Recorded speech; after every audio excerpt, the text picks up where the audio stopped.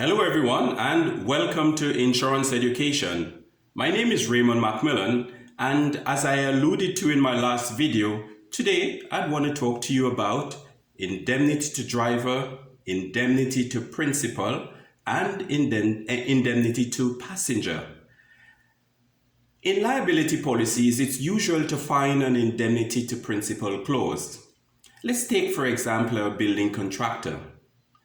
Insurers usually try to protect themselves. Let's say, for instance, if the main contractor has the responsibility to its principal to build, let's say, a building. But in order to carry out the functions, in order to fulfill the terms of the contract between the main contractor and the principal, the owner of the prospective owner of the building, this contractor may use subcontractors. That is where the indemnity to principal clause comes in. If whilst using a subcontractor, that subcontractor ends up being responsible for physical loss or damage to the property or injury to third-party users in the area or even other employees, then the main contractor's policy will act as a contingency policy. And sometimes his or her insurer would compensate the injured party, and thereafter they would have the right, as we know it's called subrogation, to go after the negligent party who in the first place caused the injury or damage. Therefore, an indemnity to principal clause, very important when it comes to contractors, building contractors and other contractors as well.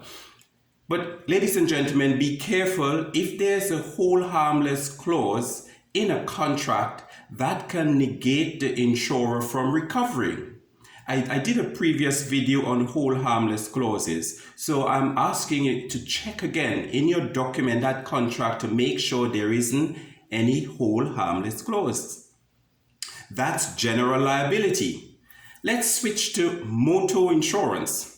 Usually in commercial policies, you would find an indemnity to principal clause, an indemnity to passenger clause, and also an indemnity to driver. If a company has a vehicle, let's say a company, they have a driver and he drives the vehicle on company's business, the vehicle is usually parked upon the company's premises at the end of the trading day.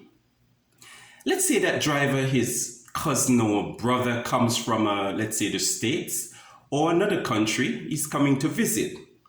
And the driver asks his boss, can you lend me the company's vehicle so I can show my brother around the area?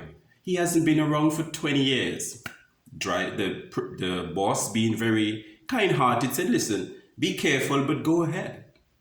In that case, the driver is then using the company's vehicle under a commercial policy for social, domestic, and pleasure use.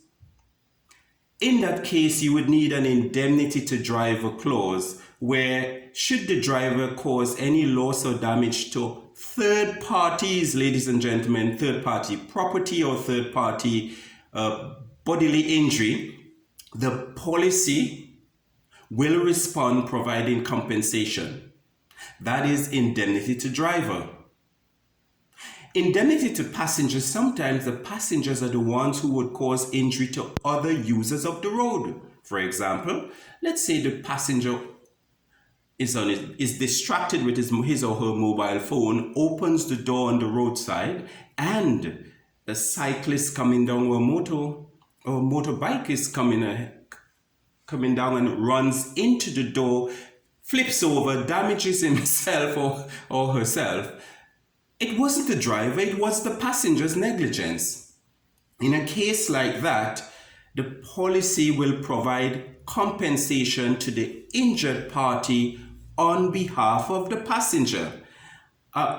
In my classes, sometimes the students mistakenly believe the compensation is for the passenger. No, it's for the injuries caused to other users of the road by the passenger. I think it's a very good cover as well, because sometimes the passenger themselves may be men or women of straw, and an innocent user of the road gets injured and may have to go without compensation.